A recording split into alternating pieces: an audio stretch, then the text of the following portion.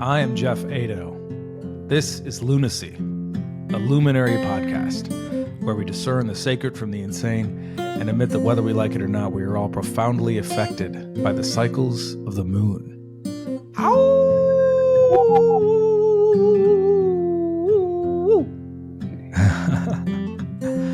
My guest today is my dear friend Jordan Mockingbird. He is a tobacco facilitator and a medicine man, and he is a person that I highly consider to be a luminary. He's somebody that is embracing the path of tobacco and our relationship with trees and our relationship with nature in a way that no one else that I've met is. And I'm really excited to have a conversation with you today, Jordan, about what it is that you do, who it is that you are, and what it is that you see available to people through the work that you do. So welcome to Lunacy. Thank you, brother. It's great to be here. Yeah, it's great to have you. Good to see you.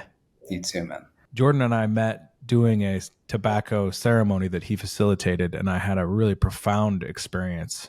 Really felt super connected to the earth, really felt super connected to my body, to this realm. And it was a very deeply grounding experience for me. And I was so moved by it that I really wanted to have you on the show. So I'd love for you to just kind of take us through a little bit about what it is that you do and how it is that you got here to where you are now. Give us a little history of Jordan.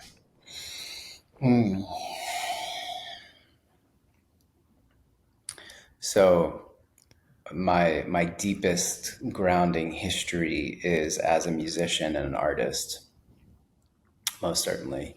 I started playing music when I was 10 and have not stopped. My first training was in music. My first kind of grueling passion and love was in music.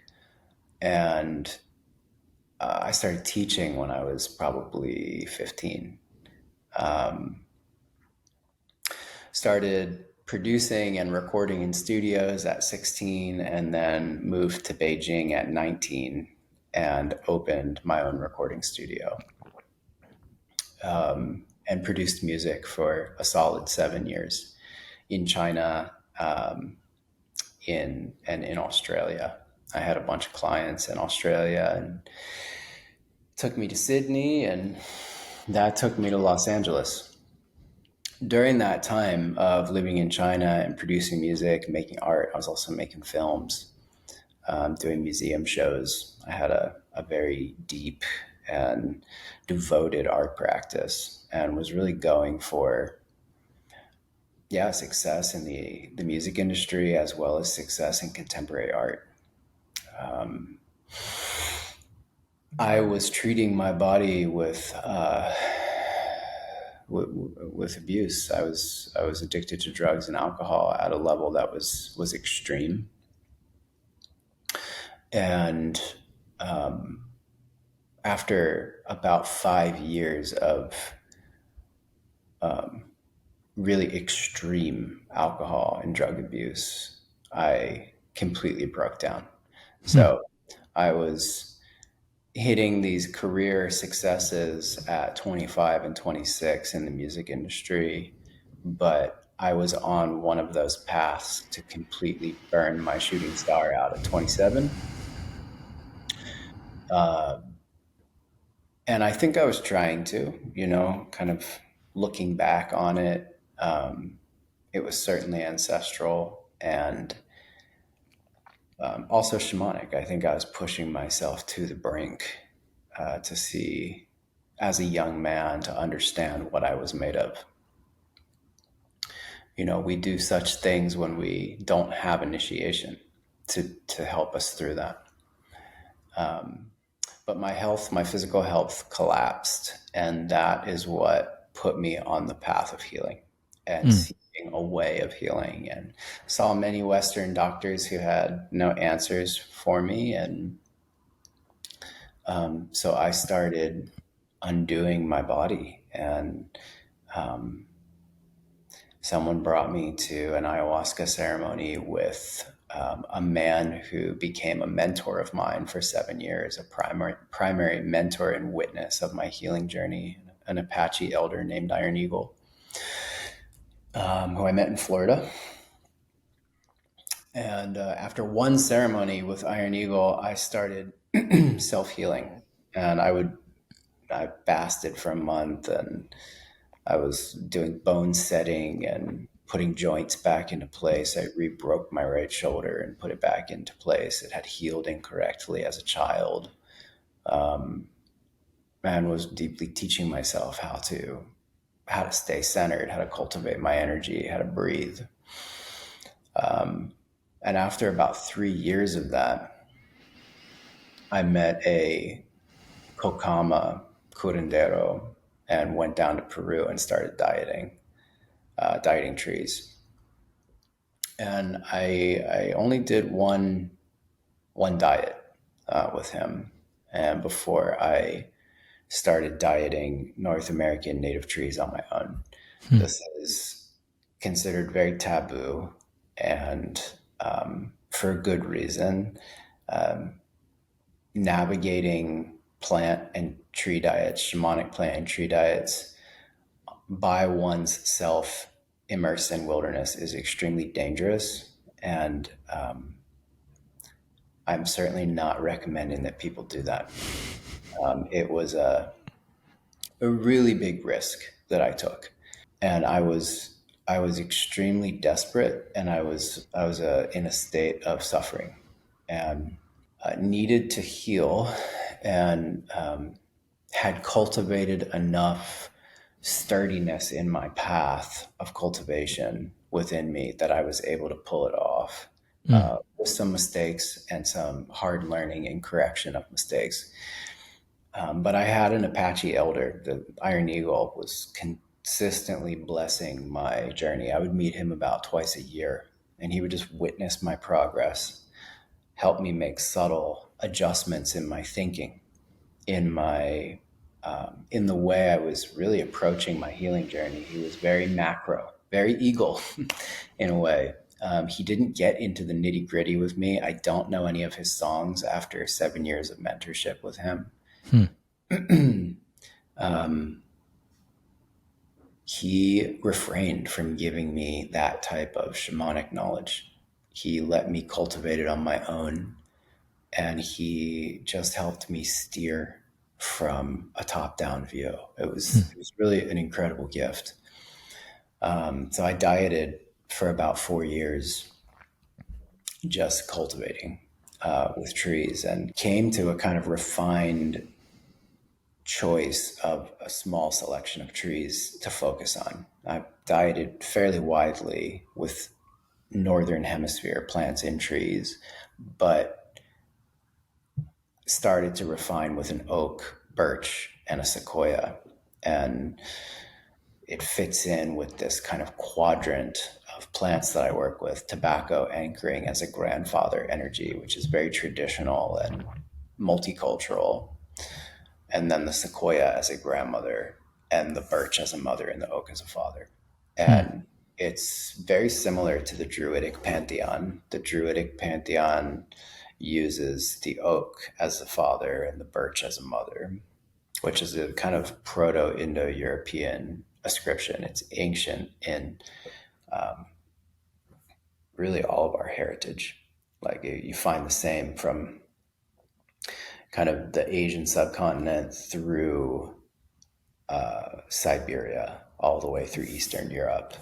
And there's similar ascriptions of oak and birch wrapping around North America, as well as those trees wrap the northern hemisphere all around the earth. So this father mother duality between oak and birch. And then sequoia is a cypress tree. A sequoia is a cypress tree. And the Druids put the yew tree as the cypress, their kind of pinnacle tree, grandmother, the grandmother yew, Uyou. Yew. Yew. Okay. Yeah, the yew tree. And so that was their pantheon: oak, birch, and yew. And they had other sacred trees that they worked with, but those are the three most important Druidic trees. And then the grandfather, the place that we use tobacco for, as far as I understand it, would have been grounded by their sense of tradition and initiation. So holding down the masculine code of tradition. Mm. Um, yeah.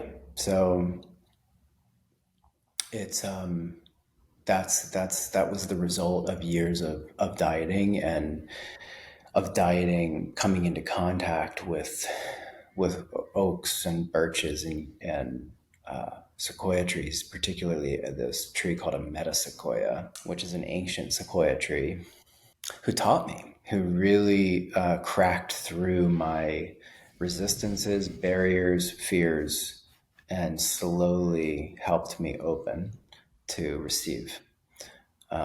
And some of them, particularly the metasequoia, the kind of grandmother tree that I'm speaking about, really guided pretty vital parts of my shamanic path that now are my life.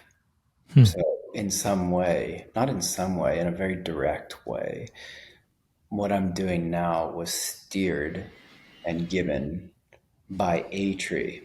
It's still a lot for me to wrap my mind around. So Hmm.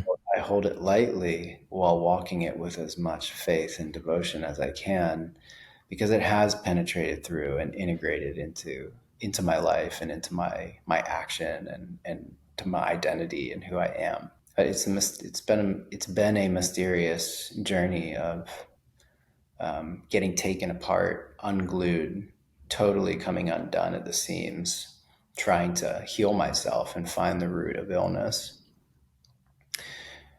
and continuing to diet trees who have helped me heal physically. I've had massive breakthroughs in my system healing with trees, and have healed physically, Hmm. but in that process was rewoven into really a new sense of my personhood and really my authenticity. And the music is weaving back in, and the art is weaving back in through the medicine. Hmm. And Yeah. so it's like this other thread that I thought I had set down, getting, woven back through my journey. And it's it's profound. It's hard to articulate in words. Actually, it's part of the beauty of coming to ceremony and experiencing the work for oneself. Mm. But yeah, that's a little bit about the The journey, Jordan history. yeah, to this point. Yeah, that's really beautiful. And I'm so glad that you are incorporating music into what you do. Having experienced your music, it's really profound and beautiful and amazing. You're extraordinarily talented guitar player and singer, and it's really as one. Also, as a singer myself and a songwriter, I really appreciate the medicine that you bring through music and song. So I'm really glad that that's such a big part of who you are and how you operate. Uh, I want to ask a little bit about, first of all, like what were the physical things that you healed, and also I have to ask, you re-broke your shoulder. What are you talking about? You re-broke it? What'd you do? You slammed into a wall or something? Like what? How do you re-break your shoulder? You intentionally? Did someone help you, or were you just I did it like just sitting like this on a zafu. Uh, okay? yeah, I had done this, so I was dealing with like severe GI issues. Like I couldn't. I felt I couldn't even stay awake more than like 8 hours a day. I was so inflamed, and my body was really quite laden with toxins from years of drug and alcohol abuse. My liver was very slow, and my intestines were incredibly bogged down. And I was holding a lot of very heavy emotion, as well as a lot of physical self harm. Mm. But my GI tract wasn't working. At one point, but right before I had the massive breakdown, I don't think I had a bowel movement for something like 10 days. My Wow. body was really locked and trying to shut itself down. I fasted on broth for a month, and I did that to try and heal my guts. And the Hmm. result of the broth fast was, okay, maybe I got an incremental bit of relief in my intestines, but that really wasn't the pearl. so to speak. The fruit of that 1 month of fasting was, of course, the discipline and the will that was cultivated. But on a physical level, the physical medicine I received was this snapshot of my right shoulder. Hmm. And I saw the bone just out of the joint and healed in cartilage, or like healed in scar tissue. Hmm. And I'm fairly certain it was from a break as a child falling out of a tree. And it was never diagnosed or addressed. And so the shoulder healed out of the joint and essentially was frozen in scar tissue. Both of my shoulders were locked in stone. Didn't know it. I was numbing myself. I was really numbing out with the drugs and alcohol. My whole body was in pain. Hmm. So I started teaching myself, really under the care of a pretty rogue body worker who was an ex-Marine who had gone through like huge reconstruction of his physical system through body work, yeah, like a Hmm. decade of body work. Met him in LA, and he would work on me in the park, in Echo Park. And I saw him for about 2 years, and he helped me dig my shoulders out, get them moving. And so, about a year into the journey, I had been practicing this form of Neigong, or a kind of Chinese inner alchemy that's very physiological. So it's working with locks in the root and up the central channel so that you can start to pull your fascia from the inside. And it takes time to get good at it, and to also tonify your tissue so that it will actually respond to your conscious agency. But it's like an internal clenching that you time with breath, and it creates like a vacuum or a pump inside your internal cavity, and you can pull all of your fascia like a sheet down towards your sacrum or your hip area. I was getting good enough at it and had practiced it deeply enough to where I could pull all my fascia through the internal cavity, and all of the tendons through my fingers, wrists, elbows, and shoulders would pull with it. So essentially, through that practice, I managed to pop my shoulder out of the scar tissue and force it back into the joint. But it had been disjointed for what, I mean, 20 plus years. Hmm. But it was very painful. I remember blacking out, but sitting straight up. You know, when my body got white and tingly and cold, and the black came, and then it opened back up. I just sat and breathed, and then I was in pretty horrendous pain for about a month after that. But I have no pain anymore, and it's been years Hmm. of continual labor to open up my tissue. Yeah, clear the stagnancy out of the deep tissue, out of the ligaments, out of the joints, out of the tendons. And I mean, I'm very devoted to this practice. So I sit every morning and practice, and have been since 2016. Hmm. That's the Amazing. that's the core of really what I do. It's really the core of what I teach. And if tobacco and trees were to get stripped from what I do, this is the essence of it. And it's a kind of physiological approach to inner transformation that comes through very simple praxis. And it's a very rudimentary technique that you can spend your entire life refining. Hmm. Amazing. Is that something that you could maybe share with us as far as what the technique is, or does it require kind of more Yeah, discipline? no, it requires discipline to achieve its fruit, but it's a cultivation practice. So I lived 7 years in China, and was highly inspired by witnessing elder Chinese in parks all around the Chinese nation. I traveled quite widely in that 7 years. So you see Chinese people in parks in the south, in the north, in the east, and the west. Every morning, that starts at 5 a.m., goes till 9, 10 a.m. It's free for all. And people, it's pretty rare to see people under 50 or maybe under 45, but like 45 and over, all the way up to you name it. Like you definitely have 90-year-olds out there who are doing some various form of self-cultivation, which can include anything from like walking backwards and like rubbing your head or like tapping the chest to like these kinds of very almost primitive, but so integrated into the mentality of the people approaches to a personal yoga.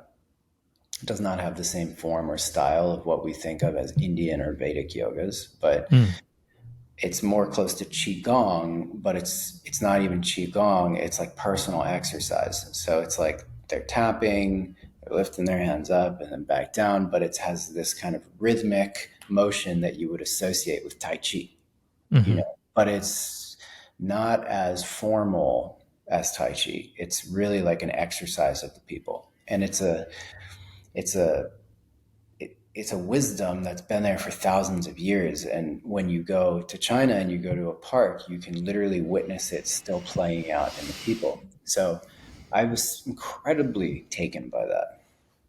So when I got back to the States, I started studying Taoist breath manuals. And there's a lot of places to go down rabbit holes in that. But the one thing that kept showing up for me that seemed like the thing is this very simple breath technique, and it's the same thing that you find in the bandhas, but with a slightly different philosophy. The bandhas? What are the bandhas? Bandhas are locks in the yogic system. Okay. So they're like ways of clenching your tissue. So you have a lock in the sacrum or the pelvic floor, you have a lock in the chest or the solar plexus, and you have a lock in the throat. And, there's 3 points of your spine, right? So it's a way to, and this is how you would work the Kundalini up the spine, right? You start to engage the first lock, you pull it up to the second, you pull it up to the third, and then you blast it all the way off. If you can get your sexual chi up that high. And the way that I teach it and the way I understand it is that there is a mystical esoteric aspect to it, but this is not the important part. This is the illusion. The mystical esoteric aspect is the illusion. It's a byproduct. It's not the elixir or the juice. The elixir is what happens when you gain access and control over your tissue. So it's very physical. It's like literally about the way you seat your nervous system inside your temple. And what that manifests as is acute, very fine motor control over your tissue. And it shows up in the way that you breathe, and it shows up in the way that you're able to access and have sovereignty, if you want to say it like that, or awareness over the different energetic states in your body that move through your organ system. And that comes through deep physiological embodiment in your tissue. So the breath technique is very simple. I call it a pump because it essentially is a pump or creates a vacuum or a vortex in your internal cavity. On the inhale, you let your belly expand or fall open. And on the exhale through the mouth, you allow your navel to contract back towards the spine. And as the navel contracts back towards the spine, you engage your genitals and you lift through your anal muscles and contract your hips. You release all of that on the inhale, and you allow your belly to fall open, like you're creating space in your intestinal center. You exhale through the mouth as you engage the tip of the genitals, engaging the anal muscles, and lifting through the hips, pulling the belly back towards the spine. And so the deeper you work this, it starts to create an internal pump. And what ends up happening the more you practice it is your tissues will begin to respond with greater acuity to your nervous system, engaging these fine, subtle places in your body. The more you get that action together, the stronger the lock in the base will get, the more you'll be able to suck the tissue down. The second lock comes from as you engage the first, you start to lift your sternum. So it becomes like a motion where you're pulling up and down at the same time, because you're contracting the tissue in the hips, which is generating like a winch for your fascia in your sacrum. And at the same time, you're now lifting your spine up. So it's essentially stretching the fascia in your abdominal wall from your hips all the way up to your chest like a washboard. It's an incredibly potent practice, and it is the core of yogic esotericism. The yogas, the physical yogas, are designed to optimize your ability to do this practice. That's their purpose as a spiritual practice of development. It's to make your body more limber so you can sit down and do something similar to what I just described. So it's super simple. That's the beauty of it. It takes repeated cultivation every day, and it doesn't take that much. Can you sit in it for hours a day? Yeah, but do you need to? No. How long do you sit in it for per day, I or now how long do you recommend? I now sit 20 minutes a day. Okay. There are periods where if I'm doing tree diets, I might sit a lot longer, and there are definitely periods in my journey where I have sat a lot longer every day.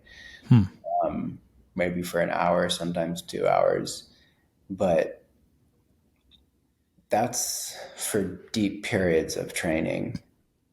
So I go in for about 20 minutes a day as a way to maintain and just subtly deepen my connection to it. And you have to come to a balance in life with anything. So, we were speaking about when do you lean in, when do you kind of pull back or achieve an equilibrium. Depends where you're at in your journey, right? So I recommend all my students to practice between 20 and 40 minutes a day. So if we're doing diets, like if we're doing a 3-month tobacco diet where you sit every day, I recommend you sit for 40 minutes a day, but this is a container. So we're going in with a little bit more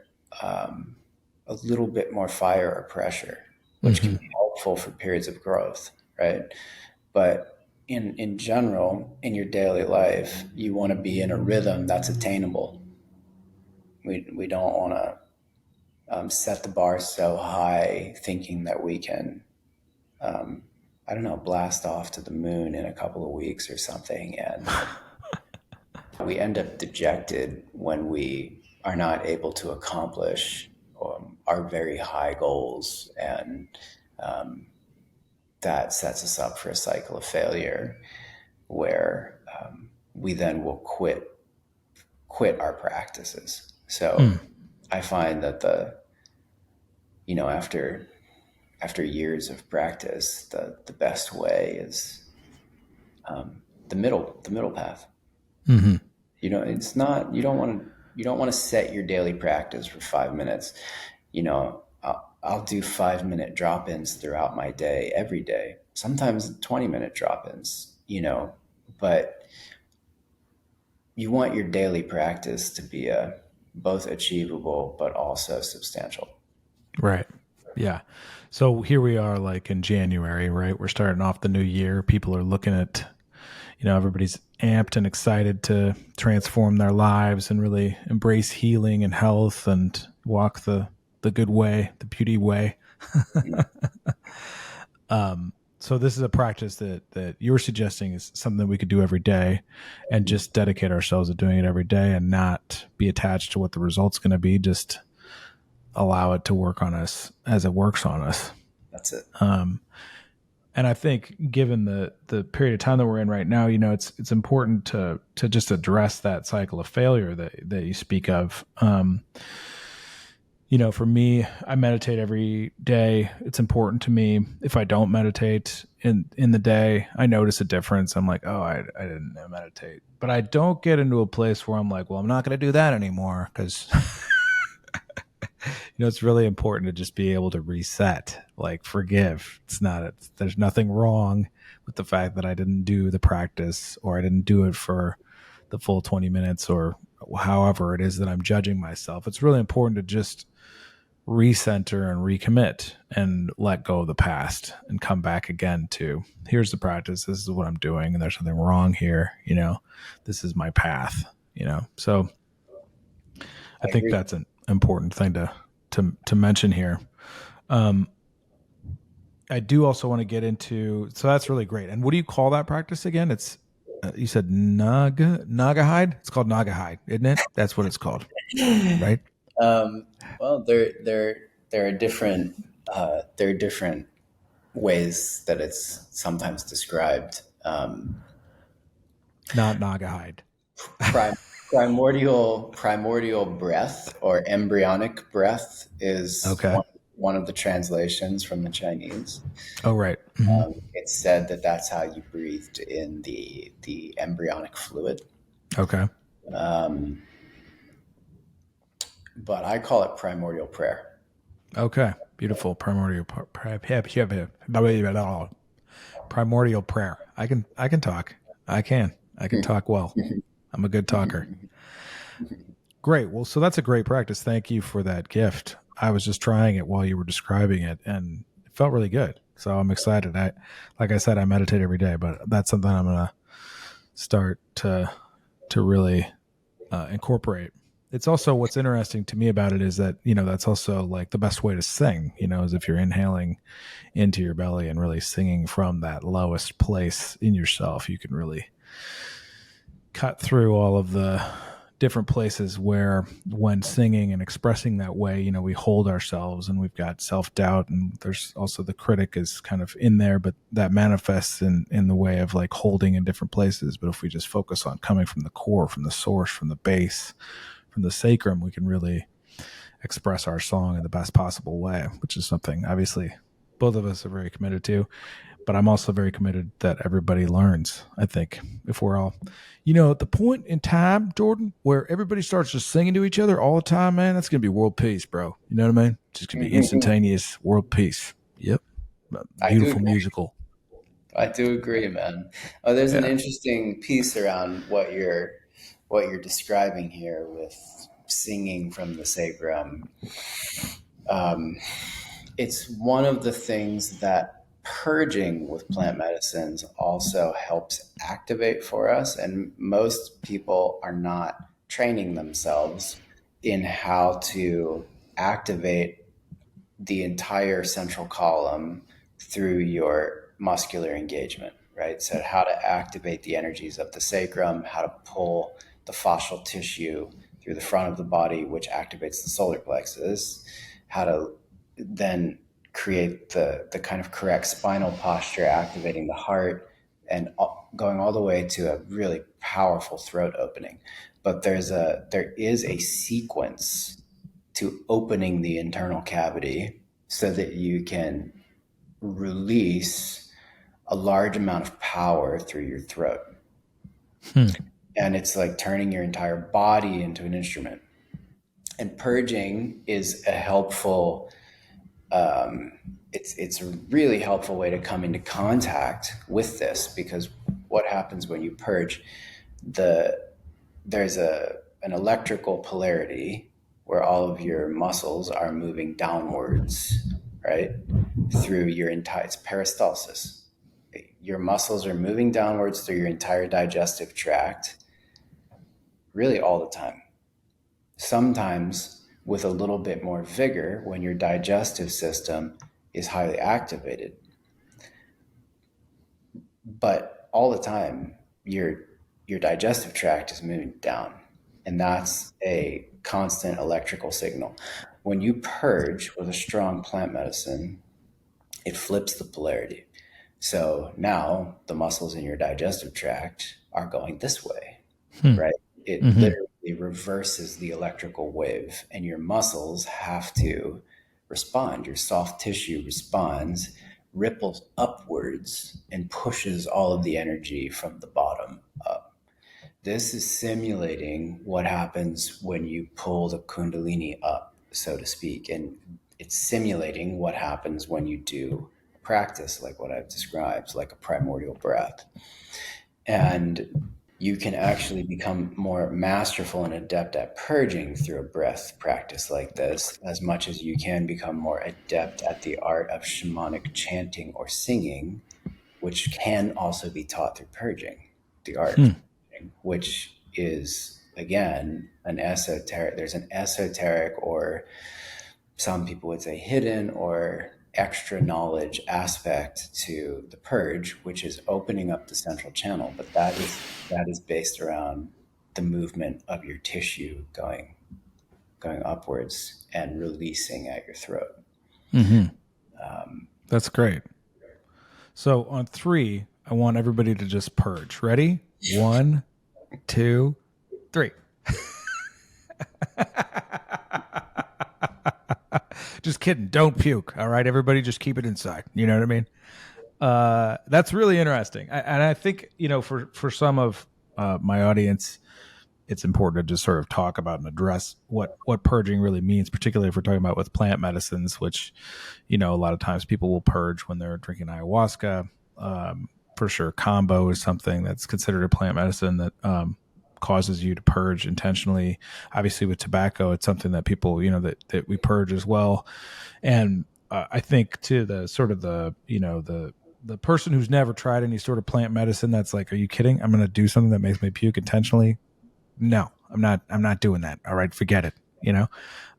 But it's important to define that not only what you're talking about, which is extremely technical as far as like what the benefits are of purging and how it really relates to your body and your physiology and how it can benefit you in a way that we just don't talk about because that's not part of our culture these days, but also that you're really releasing a lot of negative energy and things that you might be carrying or patterns of behavior, which I think what you're pointing to is that there's a direct muscular link to how it is that we're holding things that then gets released when we purge. So,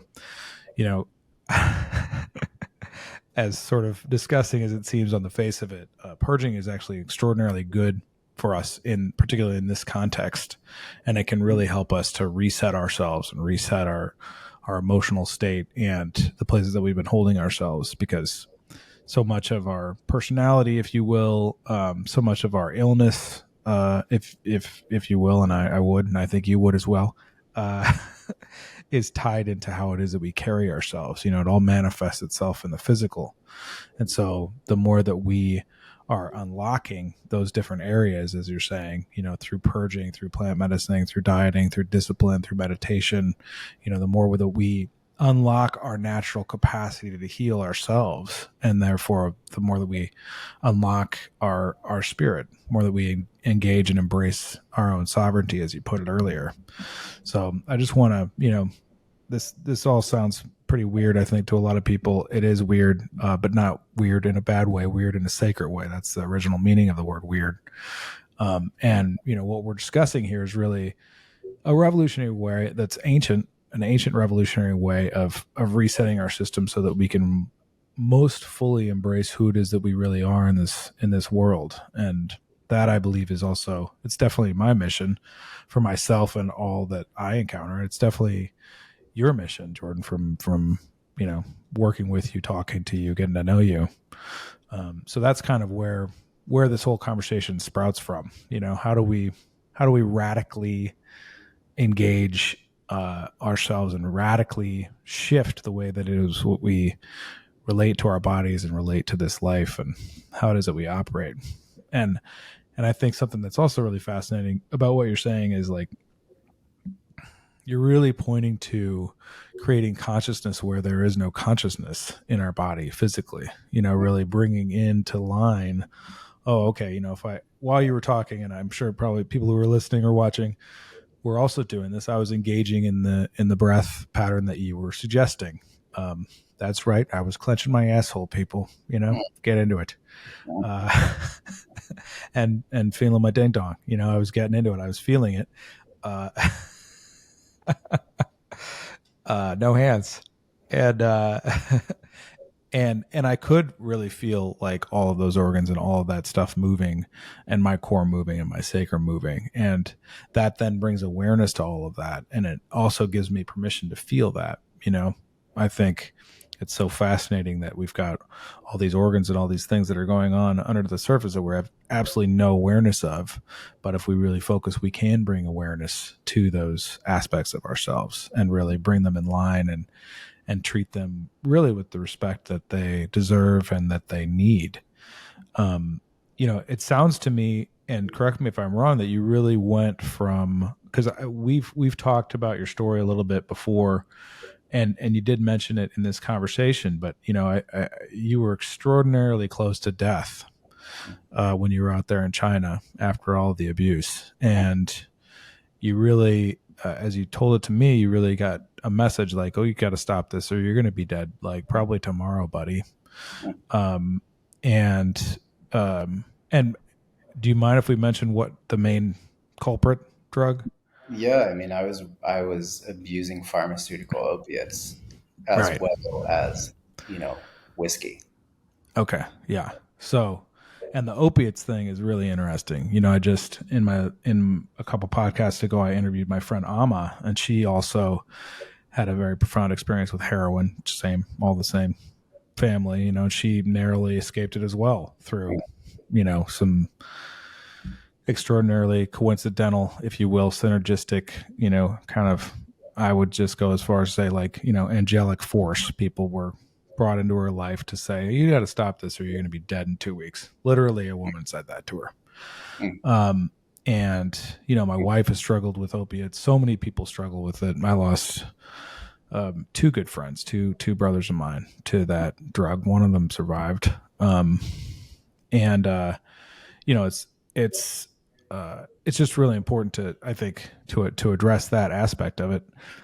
mm, And you went from abusing whiskey and opiates to, and your body basically in failure, your liver not working. You said you were unable to stay awake for 8 hours a day, to now you're extraordinarily vibrant, awake, alive. I don't know how much you sleep each night, but like, having been with you and hiked mountains with you, I know that you're extraordinarily fit and mm, vibrant and awake and alive in your mm, physicality.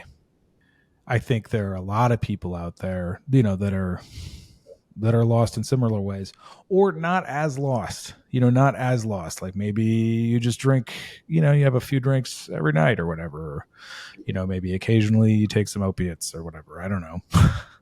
It's a little bit of a harder one to just do occasionally with the opiates, I find. Um, but for people that are looking to, hey, I really want to take good care of my body. I really want a different way. I'm tired of trying to escape all the time. I really want to engage. How do I really just embrace the suffering that I'm going through and really heal myself? Like, really listen to the voices that are there for me, the pain that I'm feeling, and instead of running away from it or trying to run away from it, which, by the way, I think, as we all know, never fucking works. It just never works. It'd be great if I could drink, or, and it would just go away completely, or smoke a fat joint, or take a couple of oxy and it would just go away completely, but it doesn't. It just always makes it worse. It numbs it for a minute and then it brings it back and it's even worse. So I think, and by the way, no shame on anybody for whatever process you're in. This is our journey. This is what we deal with. This is where we are in society.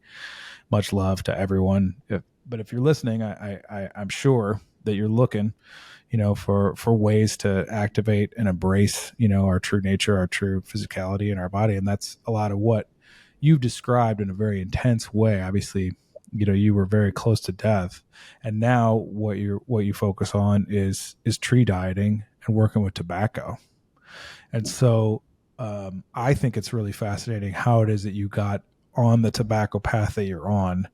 And I'd love to start talking about that. What, maybe even with like, what is tobacco for you? It's a great question. Um, First of all, tobacco is a plant, and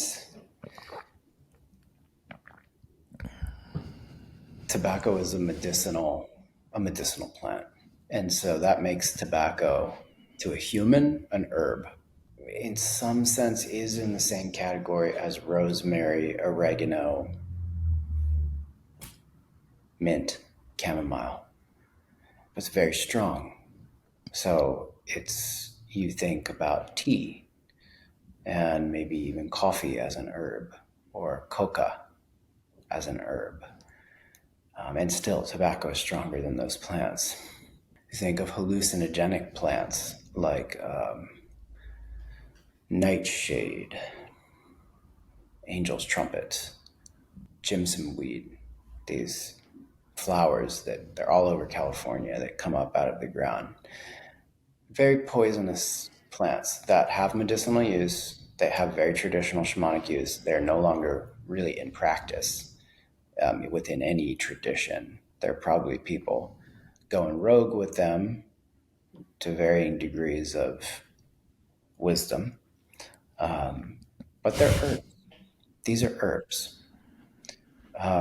And so we have a scale of herbs of potency from mint to tobacco, something like that. Tobacco is an extremely powerful herb and should be treated as an herb. I use this word very intentionally because it's a medicinal plant. And we don't think about that when we smoke tobacco. We think about cigarettes, but cigarettes, as we know them, are from the same companies that created Kraft macaroni and cheese. They're not the people you should be going to think about what to do with plants. But of course, entire generations of culture have been molded by these systems and by groups, small groups of people who have wielded massive power and influence around creation of desire.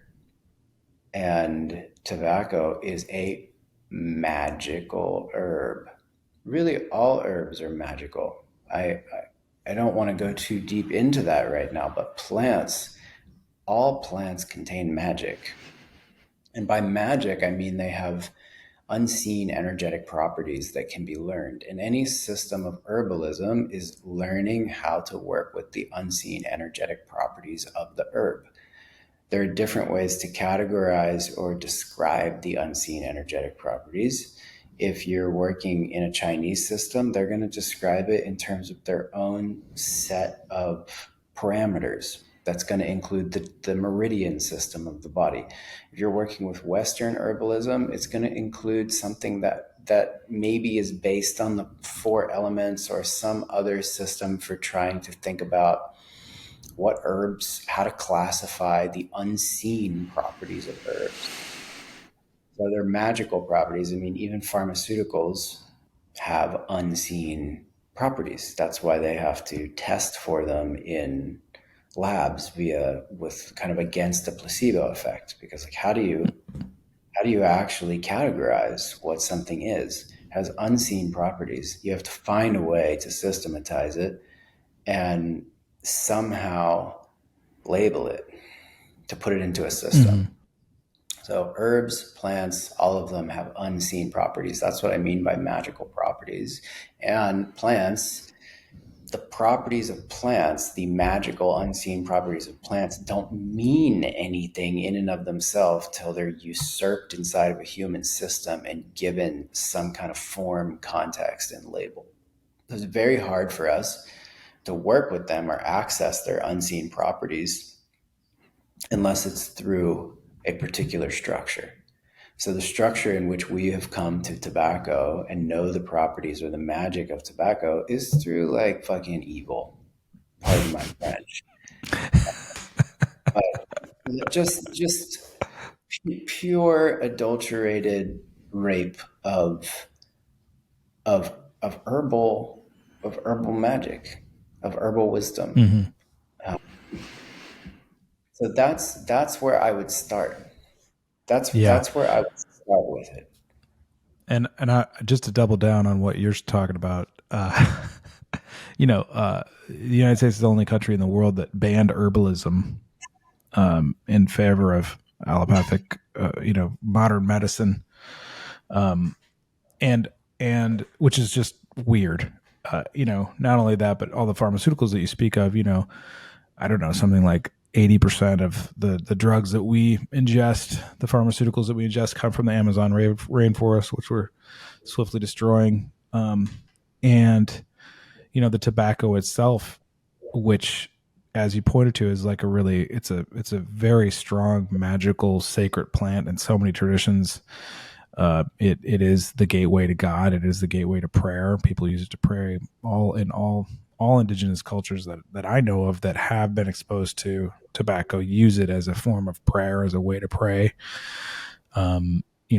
Even I would imagine that even if in its original form, when it started to spread, it was maybe more in line with trying to connect. But really, what's happened is that it's been abused for its addictive qualities and how many packs of cigarettes people can sell so that they can make money, and it's been imbued with all these other chemicals that are terrible for you but that make it even more addictive. And then those same companies went, as you said, and got a hold of the snack industry and made all the snacks that we consume super addictive, which is why we're the most sick that we've ever been in history in this country, in this place, is because we're eating all this bullshit. So I don't believe um tobacco in and of itself is a highly addictive plant. The herb mhm, itself is not highly addictive. This comes down to human human use of an herb is the only way the properties of the herb can be connected to. So what does that imply? It implies that you need knowledge to access an herb. So it's like, for instance, if you were to go to the Jimson weed, this very poisonous datura is another name people know it by. This flower that grows up from the earth in these little bushy plants, and native peoples in the States used them at some point. I don't know of any culture that's still using this plant ritually, traditionally, but they would use them for initiations because they're highly hallucinogenic. But they can also paralyze you, and they can permanently damage your psychological state. Very, very strong herb. Now, if you take that herb in the wrong dosage, um, whose fault is that? It's probably chalked up to either arrogance or ignorance or some combination of both. So it's not surprising that we don't have good knowledge around the tobacco and we believe that the plant is inherently addictive. That's not true. right, Human beings are not engaging tobacco wisely. Human beings are not right, engaging tobacco with proper knowledge and respect for the potency of this plant.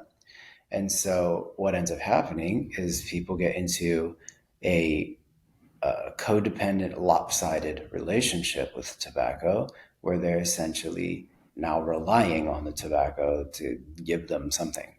And this is the fault of human beings. Huffing is addictive. It's breath work. This is addictive. It's a permanently, temporarily gives you like a deprivation of oxygen, which makes your body flood with adrenaline. When you, no doubt, the nicotine itself can spike endorphins and dopamine, but I, I don't we'll get into it later, but that's not the addictive part as far as I can see. The manner of administering the herb is the most addictive part. This is the part that we should start with. So Hmm. smoking and huffing tobacco into the lungs, incredibly addictive. Right. So That's the is, inhaling part of cigarettes when yeah, you puff it's it and then you also inhale for those who don't smoke. the huffing. Yeah, it's like Mm.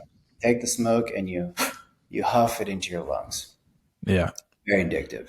It's, some would say that it's like latching onto the teat, and it's in some sense there's a deep attachment trauma that is attempting to be healed through the oral fixation and the huffing. A whole other that has nothing to do with tobacco. It has to do with the manner of engaging the herb. There are other forms of saying, you could say something similar about the cannabis plant. Is cannabis addictive, or is huffing smoke addictive? Hape. Blowing anything into the sinus cavity, potentially very addictive. It's super stimulating. Super, super, super, super stimulating.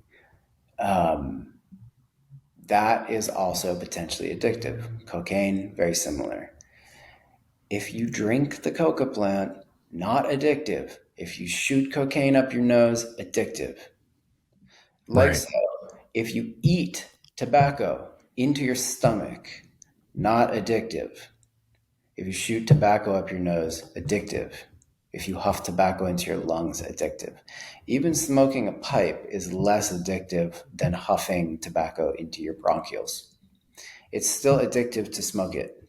You still get the oral fixation. It's literal tit fixation. From a psychological standpoint, there is something about the oral fixation that is very deep for probably mammals, Hmm. but we'll just say humans, since tigers don't smoke tobacco pipes, As far as we know. as far as we know.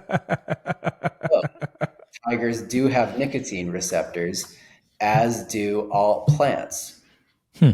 So, speaking to some, very deep indigenous perspective on who is tobacco or what is tobacco, a lot of the ways that in the north, if you connect to any, and by north I mean kind of Mexico, North America, if you connect to tobacco through northern traditions, the Lakota kind of hold this down through the white buffalo medicine woman sweat lodge Sundance tradition. But the kind of way they categorize that foundational myth around tobacco, as far as I understand it, is tobacco is something like an emissary of the creator, a spirit of the creator that has come down to the realm of creation to represent the creator inside of creation. And without getting into the deep pockets of what that implies or if that's right or wrong, when we look at the fact that the nicotine receptors are embedded through living things, like oak can receive nicotine. Hmm. Like oaks in the United Kingdom can receive nicotine, as can like any plant in the Amazon or like cacti in the middle of Australia. So you come to like, what is this seeming universality of plants and animals being able to connect to nicotine? I don't know. Maybe it echoes something about tobacco's nature as a architectural bridge to creation. Yeah. Yeah, definitely. And so maybe you could talk a little bit about your particular use of tobacco and kind of what, like you and I, we did a tobacco ceremony, which I found to be very powerful, and that's a lot of what you do. Take us through like what does that look like when someone does a tobacco ceremony or they do a tobacco diet, and what are the effects on the person? So I work with a paste of tobacco that I cook from a particular species of tobacco from native to the Americas. You find different varietals of the species in North America and South America. The tobacco that I most commonly use is from the Peruvian Amazon, known colloquially in the Amazon as mapacho. I think it's a Shipibo word for tobacco. Hmm. I could be wrong about that, but I, mapacho is how it's referred. Do you know? I think that's right. That's what I've heard as well. Yeah. But tobacco, it is a form of Nicotiana rustica. So most of the tobacco that's in cigarettes, cigars, pipe tobacco is called Nicotiana tabacum. It's a very closely related species of tobacco, considered to be blonde tobacco. The rustica would be something like black tobacco and is much stronger.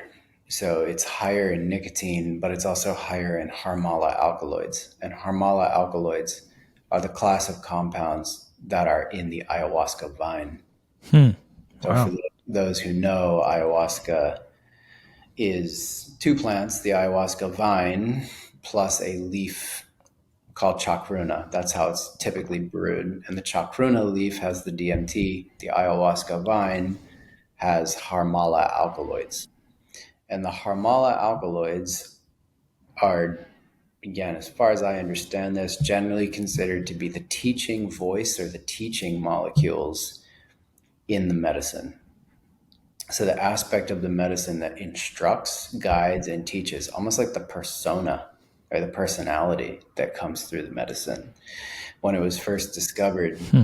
by a German chemist, it was named telepathine, like Wow. this aspect of a molecule that opens up one's telepathic capacity, or that activates one's telepathic or intuitive extrasensory perception and our agency to engage that. So the tobacco, the mapacho, Nicotiana rustica, is very high in harmala alkaloids. So they do not intoxicate you or take you into a hypervisionary state. It's a very lucid, sober medicine. Nevertheless, you are getting a chemical infusion that help you activate your psychic center. And this is higher in Nicotiana rustica than it is in Nicotiana tabacum. So this would be one of the main differences between common tobacco and shamanic tobacco. So we're working with Nicotiana rustica. I cook it into a paste.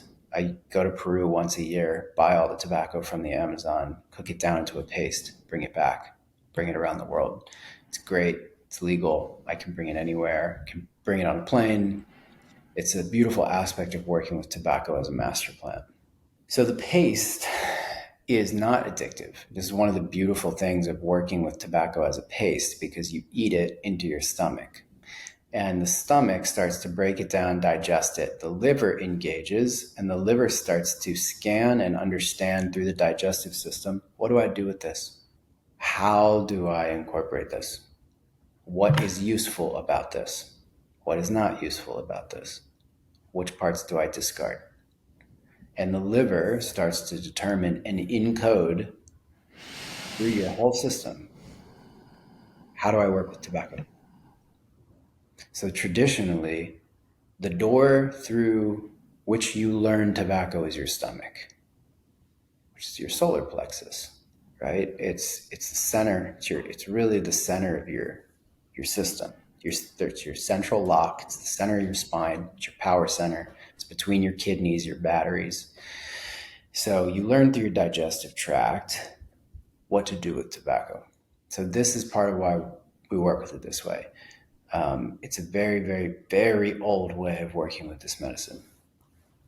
So we do two things with it. In a tobacco ceremony, we take enough of it to cause a purge. Tobacco is a purgative plant when taken in certain doses. If you take a high enough dose of tobacco, it will cause you to vomit, almost always. A lot of times people who have trouble purging will purge with tobacco, sometimes not, but it's a very purgative plant. So in a tobacco ceremony, we do what I was describing earlier, where we take a large enough dose and we clean out the digestive tract, activate the center channel. And usually the result of that is a feeling of emotional lightness, freedom, maybe a kind of feeling of liberation, general ease in your nervous system, trust in things, kind of like a feeling of alignment, an ability to see clearly what is important, like maybe some ties to distractions have been either lessened in intensity, or and sometimes even cut, or really, really strong releases to things that we're attached to. So it can really reshift your nervous system and really reorient you, but without taking you into a psychedelic state. So 9 times out of 10, people go through it. They have no feeling like they've lost full control because you're still psychically centered in yourself. If you have a very strong initiatory experience with tobacco and ceremony, you can feel like you have to even let go of your person and you go back to your soul. And so we're now working at the level of incarnation. And the tobacco can take you here.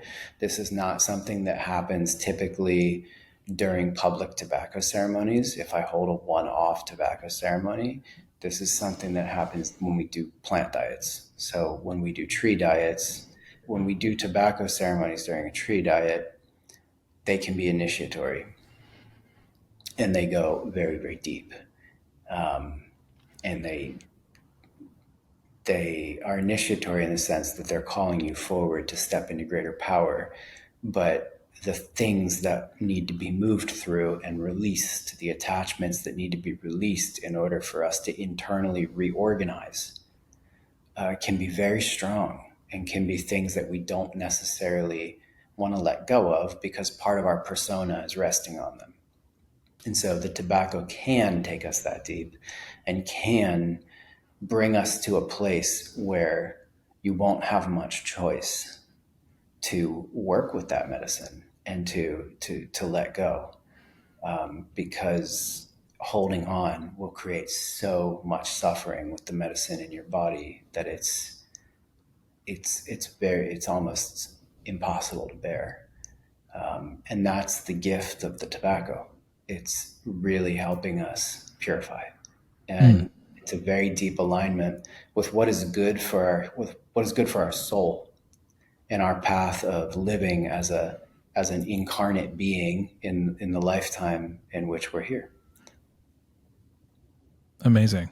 And so you mentioned that it's very assistive in terms of working with tree diets, and I know that's like very much of a primary part of the work that you do with people and in general with yourself also. Maybe take us through a little bit of what that looks like. You know, you mentioned the metasequoia, you mentioned the oak, you know, these different trees, and you do these different diets with people. You know, let's say that somebody wanted to do a diet with you, you know, what sort of things could they expect, or what kind of things would they experience? What is it that we can learn from each of these plants? So when we work with trees, we're bringing in another level of energy from nature. And the way I like to think about trees is that they're somewhat like power plants. Double entendre. They are power plants. Mm-hmm. They're like nuclear power plants in this sense that they are electrical generating stations. When we work with these powerful plants, we are connecting our energetic body to their channel, if you want to say it like that. And we work with the tobacco as a bridge. So recourse back to what I was saying previously, all plants have nicotine receptors. The tobacco is considered by many indigenous people to be the king or chief of the plant kingdom and a bridge or a weaver of a web between all plants and the human vessel. That, as far as I understand it, is in no way mythological. That is very literal and comes down to a very, very old technology. And some people may think that sounds insane, and I think for a long time. I experienced the power of it and thought it was insane and could not rectify these things. Mm. And came to a point in my journey where I had no choice but to accept the reality of it. And I really had a full paradigm shift. And it was dieting a tree. It was after I had dieted the white birch for the first time. And I had such a powerful experience dieting the white birch. I mean, she took me into like a moment of piercing through my physical incarnation. I felt like I had been crucified for a moment, like my whole body got pierced with a huge thorn. And I pierced through into the eternal vacuum and could witness the form of my body being projected from my soul into a form of spirit and into my body as I'm here in this plane. And it was momentary. I was not on any psychedelic medicines. I was doing that breath practice that I shared a little bit of, primordial prayer. I was in very deep, and I was in the middle of a very strong diet with a tree in the middle of the wilderness in the Adirondacks alone. And it took me so deep into my own primordial nature that coming out of the experience, if I were to pretend for even 5 more seconds that it was somehow not real, or that I was making it up, or that it was mythological, I would have done psychological damage to myself. I got to a tipping point where I had to accept the ways that we have grown up understanding things in the West is too shallow. It's too shallow. It's too small. So the trees hold immense. I trail the meaning of the word off because I cannot encapsulate it in the word. The depth of knowledge and wisdom about the natural world that is contained within trees. I don't have a word to encapsulate it. There is nothing in our culture that encapsulates it. Yeah.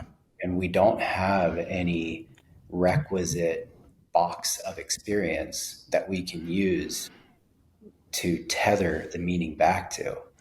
So the only thing I could tether the meaning back to and attempt to reconstruct it is to say sacred trees and the tree of life penetrate and perforate myth throughout all of the old world, right? Throughout, from India and China all the way through the Middle East, all the way through Europe, all the way through Africa, through South America, through North America.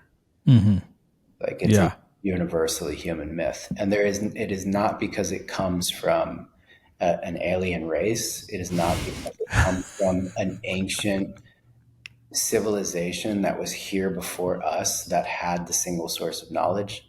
I don't believe any of that. I don't believe that's true.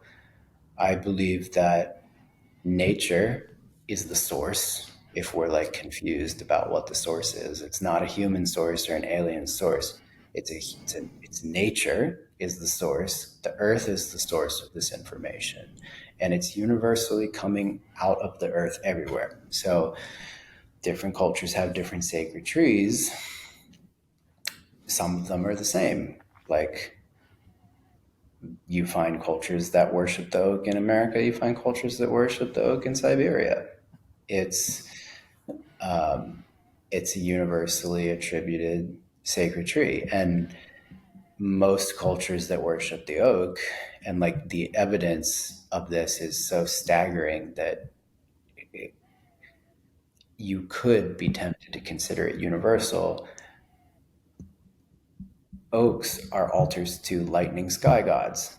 So Thor, Zeus, Varuna, Yahweh, lightning sky fathers. Like they all fit a mythic archetype. Yahweh, the God of the Jews that we all think of as in the West as the granddaddy God of the gods, whether you like it or not, is an archetypal God of many, many peoples spanning Europe and Asia, the Europe-Asia landmass. That is tied to the oak. And it's not just tied to the oak, it probably is a hyper personification of the oak. Hmm. And very likely comes from a period of human evolution where we were not just relying on the oak for food and acorns, but we were literally worshiping and learning from the oak as the great father. Hmm. Fascinating. The tree remembers that. I can guarantee you. The tree remembers that time and is willing, and like right now, like in this time, the oak is open to teaching people again. Like Mm-hmm. the connection is open, the door is open. That said, the oak's a very, very, very strong tree and can kill a human being with the amount of electricity that is generated inside the oak. It is not a poisonous compound inside its chemical array. There's no poisonous, toxic chemical inside the oak. It's very tannic, not going to kill you, might dry you out a little bit, but there's nothing poisonous in the oak. But the electrical power that it has inside of its body, when you start to diet and you start to take in that electrical power from a tree, if the oak gives you a massive infusion or surge of power, this can fry your system. This could shut your kidneys down. This could stop your heart. It's massive amounts of power can come from the oak. Okay, why do I say any of that? That might illustrate a little bit about what happens during a tree diet. You're getting an infusion of electrical energy from a tree. This must be done very carefully and done very safely. And I really don't encourage people to go diet oaks by themselves. Okay, you're So saying it like don't go start eating oak bark, guys. here's the Do beauty it of the right way. yeah, here's the beauty of it. It's like we're talking about with tobacco or any of these sacred plants. If you engage them poorly, there can be repercussions from ignorance or arrogance. And that's ours to own. But we're the ones that are going to own primarily the repercussions, though there can be collateral damage. When we work with trees, if you want to connect on your own, because people all over are called by oak trees. I can't tell you how many emails I get a week about people asking me about connecting to oaks, and that the oaks in their backyard are talking to them. I've got like a whole Rolodex of oak names from people around the world Hmm. who tell me the names of their oak trees. And oaks give me names all over the world. Every time I connect to an oak, I have a library of my own oak names from names that trees have given me. And there's a total language that they use. They do teach a kind of language, but you connect through offerings. Connect through offerings. You give fruit. You can give other plants or materials that you have, things that are biodegradable. You can leave art. Trees really love to be acknowledged. This is not about worship. It's about allyship and kinship, and it's respecting a teacher. It's not really any different than if you've had a mentor who's helped you a lot in your life and you just, no matter how big you grow, no matter how big you grow, you just pay them homage. That's it. You just pay them homage for the way that they helped you grow throughout a certain period of your life. This is what trees want from human beings. Hmm. They want the acknowledgement. And if we were to do that, to come into right relationship and acknowledge them for what they have given us throughout our evolution, how did human beings learn to stand up out of the chimp that walks on all fours? Like, trees very likely taught the spine to go straight up, right? Just to stand up straight. Our forebears lived in trees. And it's very likely part of this Genesis myth, this knot of ideas and myths around human relation to trees and sacred trees. And at some point, we got out of right relationship to trees, probably out of a lust for power, including the clerics who wrote the Old Testament, very likely to pervert and subdue ancient myths of the region about spiritual empowerment coming through tree worship. Hmm. This is very likely the intention of the Genesis myth. There is no great sin or evil in going to commune and learn with trees. It's about coming into harmony with another species on Earth that has had a huge evolutionary role in helping father and mother us as a human species. And we've literally disconnected from our spiritual ancestors. Hmm. All you need to do to reconnect to that is go to a tree and pay homage. Go open your heart and talk. You go share some offerings.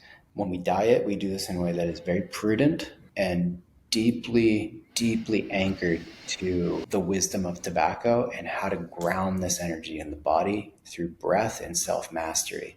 It's a very sacred and very delicate practice. Hmm. Amazing. Yeah.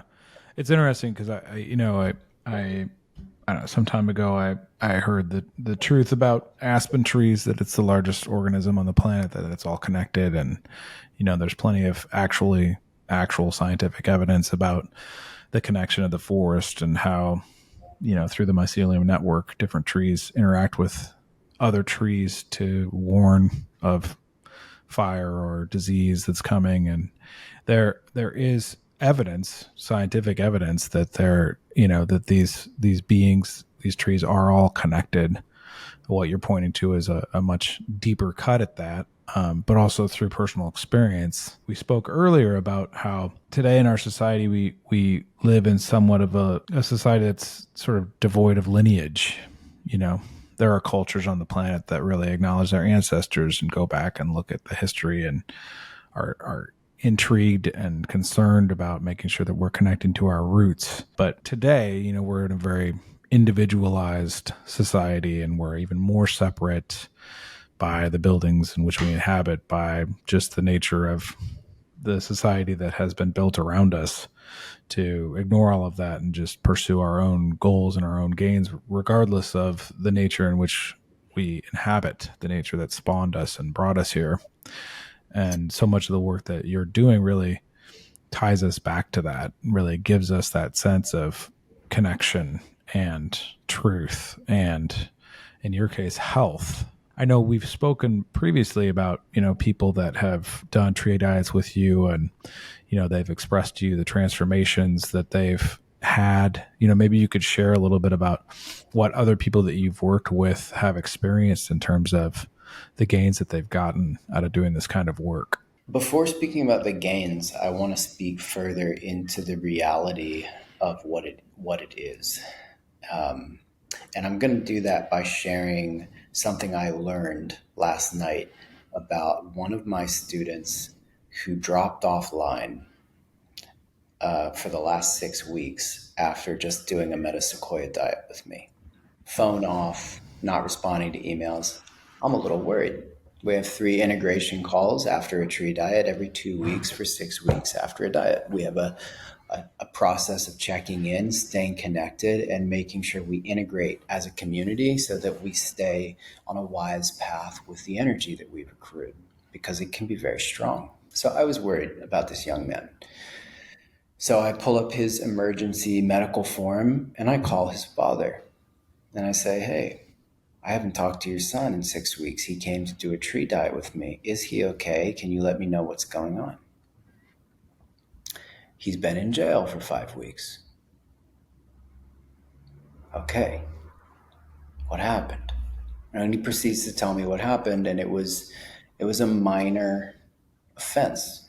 He was driving on a suspended license, and maybe had done that a few times, and he was put into a detention center. When I was told the story and I spoke to his father, I felt a great sense of relief that he's well, but he's going through a life lesson right now.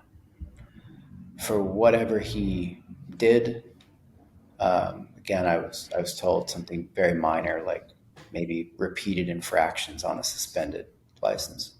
Something that happens when you step into a path of power and greater attunement is that your integrity will be scrutinized. by the world. It's like an energetic plane that you step into. And if you're not ready to go through that, don't come die of trees.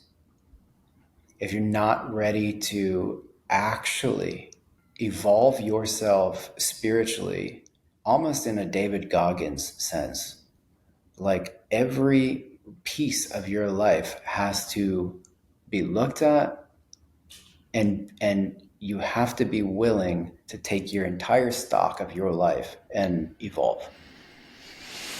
That is what will be asked. That is what will be asked.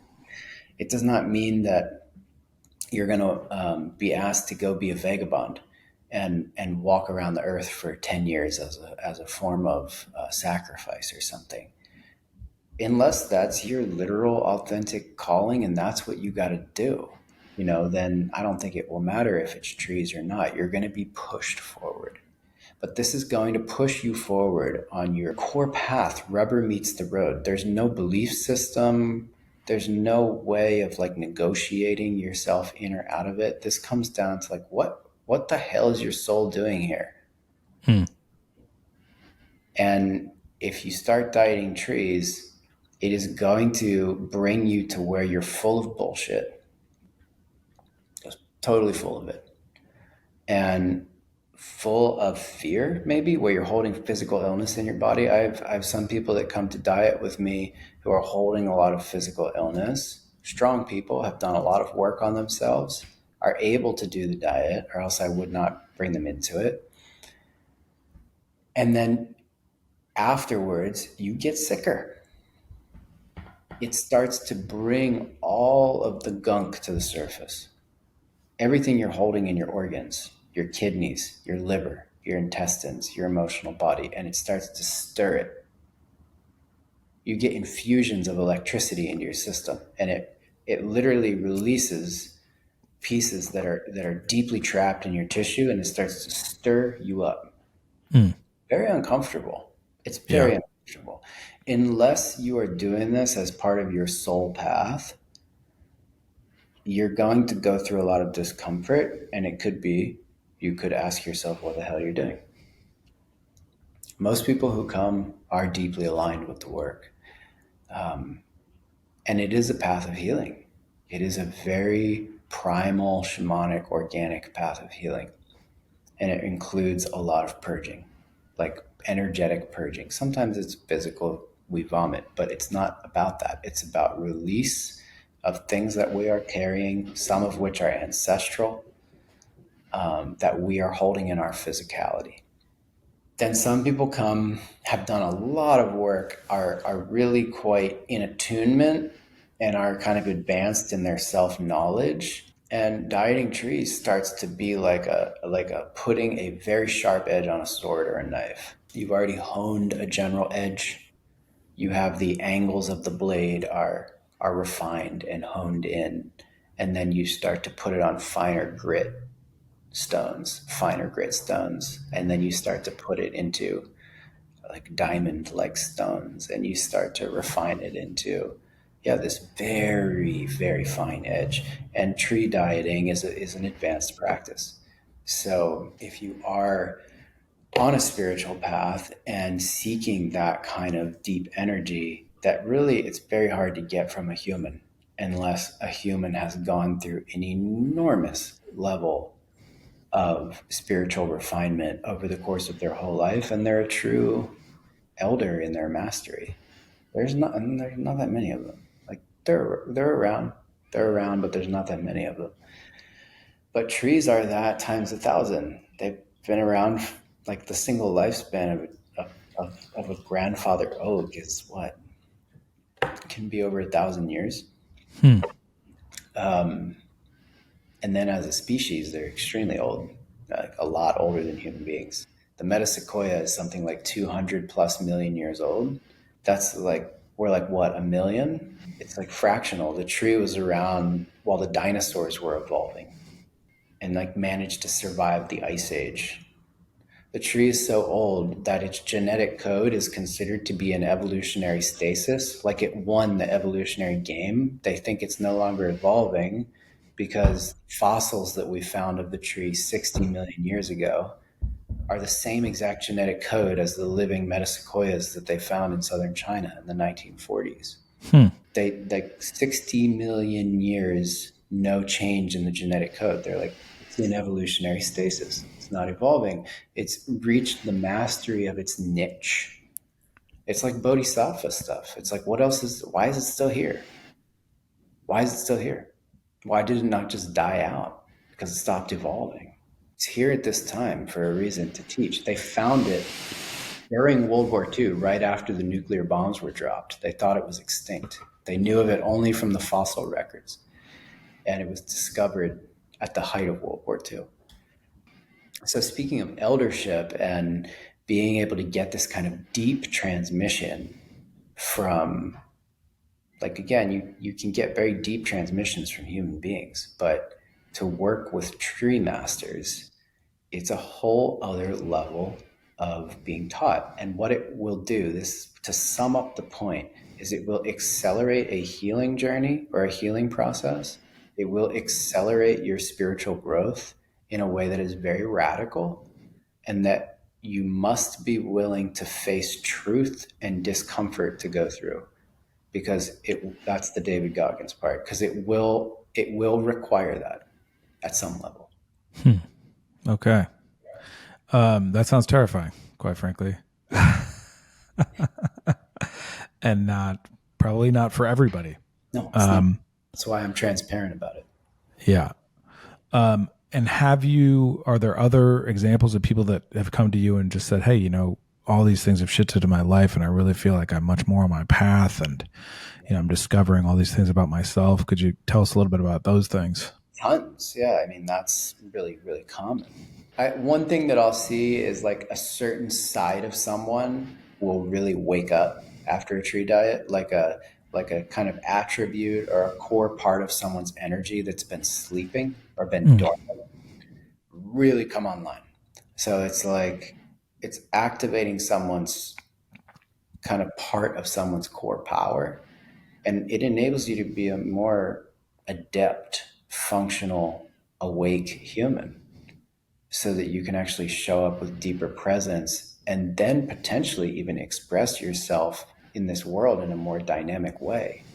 Like, it might wake up even a part of you that has certain aptitudes that's kind of asleep. Mm-hmm. I don't want Yeah. to I don't want to put it in a box or pigeonhole it, but you think of like, what is an aptitude in a human being? It's not necessarily a talent. It's a core strength, like core strengths that we might have, like certain ways of seeing or certain ways of expressing ourselves, or certain cognitive abilities, even like an ability to memorize or an ability to perceive subtle things. Like psychic abilities wake up for a lot of people in Hmm. very strong ways working with trees. And it's the more you diet trees, the more you will be psychically opened if Hmm. you continue. It's because they teach through transmission, and it's bioelectric. But the more you receive the transmissions, the more you will attune to the bioelectric frequencies that they are utilizing to communicate. So that's super common. But and one of the ones that I get a lot is seeing people's voices really activated, like whether that's through speaking or through singing or through chanting. But it's really like truth telling, like people having a kind of coming into contact with their own authenticity and being able to move through with more deftness, more effectiveness, more directness, move through their own fear, insecurity, blockages, and their own dances, like their own masked personas in the world, to literally just cut right through it and express truth in front of other people. This is something that That's I've a seen. very common thing. Yeah, Mm. super common with tobacco.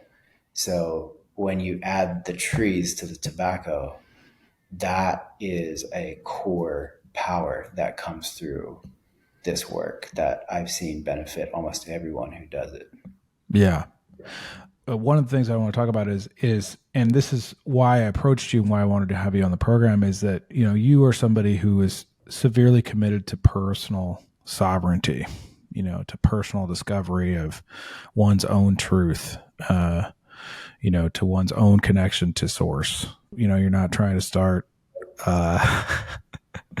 the tree cult of Scientology, that's not your game. Your gamble is like, what you're up to is really helping people to discover in themselves what their true gifts are, what their true purpose is, their soul purpose, as you've expressed.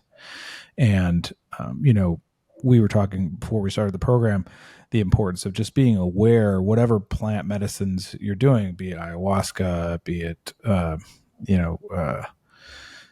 peyote, be it anything that people are offering these days in ceremonial settings, to just be very clearly and keenly aware that you're doing it for yourself, and be leery that there can be people out there that are abusing these medicines so that they can gain power, etc.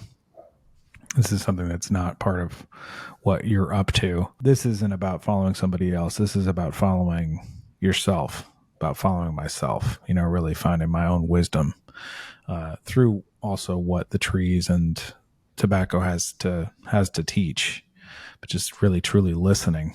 It's 100% about self-sovereignty and all that comes with that. So all of the responsibility required for self-sovereignty, but all of that speaks to power. And of course, great power, great responsibility, but you don't get great power in a way that won't destroy you without great responsibility, right? So there's an aspect to what we do that is somewhat like a martial art. And any shamanic practice in its full efficacy is martial. There's no power that you're going to accrue that can't be used to also harm. So if you can use it to heal, you can use it to harm. So this is a line that has to be straddled. Meaning, if it's all love and light, then you're going to miss the other side of the spectrum. And the other side of the spectrum is what is required to stay in the middle, which is the true good, right? To stay balanced, to stay centered, to stay sovereign. Mm-hmm. So you can't do that unless you look both at love and light and the kind of darkness and fear that we feel, I think, as beings. Part of the dark side of what we do with tree diets is power practice. And we're doing power practices. So you are powering up in a sense. Now, if you're doing that without deep responsibility or a greater sense of service, that could very much get out of balance. But the other side, to work in service to other beings, to rebalancing humanity's relationship with the earth, to really righting our relationship with our ancestral teachers, which is coming from the earth, our interspecies teachers. You could look at some of these things as mission, and different people have different missions, but I'm speaking about mine. This work is not guaranteed to give you anything, and you take a risk when you do it. That as a practitioner who cares deeply about anyone who comes to work with me, I feel an enormous sense of responsibility. I cannot mitigate that risk completely. There are ways that I can make it as safe as humanly possible, but I can't control people's choices. Yeah, it's a balance of being really transparent with people about what the risks are, what the potential benefits are, and embodying a path. This has reformed me, this way of walking, and has given me my life back in a way to where I feel enormous freedom, enormous will, and the ability to accomplish more than I could have fathomed was possible. And I feel like I haven't even touched it yet. I feel like I've just started. Mm-hmm. So For people who feel a really deep call to spirituality, to the mystery of life, to shamanism, to nature, and to personal power. And what that means is becoming a sovereign person who can show up to the table with something to offer, like bringing our own gifts to bear to give to others from our own place of sovereignty without necessarily needing anything back, coming from a place of our own abundance and generosity. That's a huge part of how I see sovereignty, being able to show up to the table with something to give on our own accord. For those who feel called to that, I mean, it's an incredible path. It's a really, really incredible path. And yeah, I mean, I'm forming a community around it. There are people dieting, there are people coming through multiple diets. And, in 2026, my intent is to launch a program and a long-term apprenticeship program to help people go through a process to become certified to serve tobacco in the way in which we work with it in this community. It comes from my own trainings with tobacco, my own inspirations with the tobacco, and a lot of experimentation with the tobacco. It's 12 tree diets and 4 tobacco diets, a total of 16 diets. And for those who feel really called to that path, that will take you about 4 years to complete. This coming year in 2025, we have a 3-month tobacco diet that I've been calling the Tobacco Apprenticeship. Kind of, mini version of the long program that I just described that is not launched publicly yet, but here I am talking about it. It's what's in the works. It's a 3-month tobacco diet, starts February 11th, goes to May 13th. We open in person in the Sonoran Desert, 2 nights of ceremony on the full moon in February, and close in the Sonoran Desert for 2 nights of ceremony on the full moon in May. Attendance to those ceremonies is not required, but is highly recommended. They're really incredible. And we take a paste of tobacco every day in a 40-minute sit for 3 months. There's some restrictions involved. There's no sex. There's no erotic stimulation, no self-pleasuring, no ejaculation. And then there's some food restrictions and restrictions around other substances that can be taken during that time. So we're keeping ourselves self-contained while we take the medicine. And this really allows the medicine to work on the full energetic spectrum of our being as we slowly accumulate it in our body. Again, it's a diet of the medicine. And it's a really, really powerful way to connect to tobacco. We're focusing on inner union this coming year, a kind of inner tantra of balancing our masculine and feminine energy by working against the masculine polarity of the tobacco. And so that's something we'll be going into and speaking a lot about during the diet. We do calls once a week. But for men, it's a bit of a different dance than it is for women. The tobacco diet for women is extremely nurturative and supportive. It's like a very consistent masculine energy coming into the system.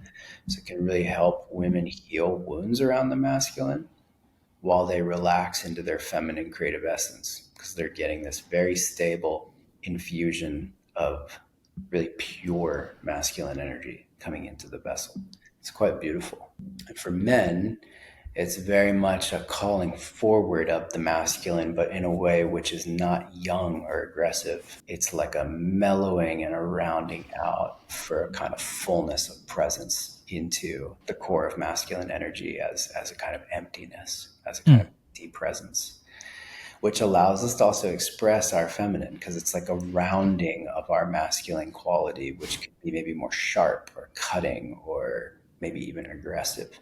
Then we'll be doing tree diets throughout the year. So we've got an oak diet in the works in Texas, in Austin. We've got an oak diet in California, Ojai in May. We've got white birch diets in the UK in June, and then Bulgaria at the end of June. I'm going to come see you guys in September for metasequoia diets. Mm-hmm.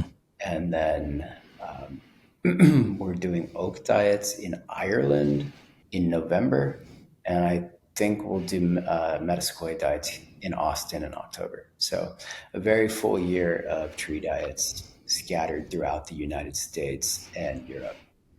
Amazing. And how do people get in touch with you? treediets.com. treediets.com. Real simple. And how do people find your music? Because you have some really great music up on Spotify. Thank you, brother. I'm in the works on a new album right now that is, I don't think it'll be out till next winter. And that will be released under Jordan Mockingbird. So the current medicine music and folk albums that I have online are under my previous and legal full name, Jordan Thomas Mitchell. Jordan Thomas Mitchell. Yeah, you can go check that out. I have. It's great. Okay, cool. Yeah, there's a couple of live albums on there. One is medicine music called Kingdom, and then there's a live folk album called Songs and Hymns, and then there's another album I produced in LA called Pitfalls that is kind of a guitar folk album. Beautiful. I ask this of all of my guests, Jordan. For you, what is sacred and what is insane? I love that question, actually. For me, what is sacred is where I fail to find the words to speak. And what is insane are the places that I'm pushing to try really hard to. Maybe where I have failed to accept or do not want to accept the delicacy and the ineffability of what I know. Beautiful. That's great. Well, I really want to acknowledge you for doing this work, for bringing this medicine to people, for bringing this medicine to yourself, for bringing it to me. Really want to acknowledge you for coming back from the brink of death and turning your life around, really transforming who you are and really dedicating yourself to being in service to people, in service to the planet, in service to the trees, in service to the spirit that brought us here. I really want to just give you a lot of love for being the man that you are. I really appreciate you, and I'm honored to know you. So thanks for being you. Thank you, brother. Love truly received. I take the words to heart, and man, I'm happy to to be here, and I can say faithfully and fully that after many years of wanting to not be here, I'm in love with this life. And for anyone who is struggling, suffering, and closed down around living, work through that, man, and keep going. Open your heart, feel the pain, reach out for help, and live. This is a crazy fucking gift that we have, and we are creative masters, every single one of us. Mm-hmm. Whether or not we have realized that for ourselves is a whole other discussion. That's up to each one of us to figure out. But every single being is a creative master. So let it rip, Let it rip. Yeah, beautiful. Awesome. Thank you so much for coming on the show. Happy New Year to you. Happy New Year to all of you who are listening. If you want to support this program, go to patreon.com/Lunacy podcast. Much love to all of you. Really appreciate you. We'll see you next time.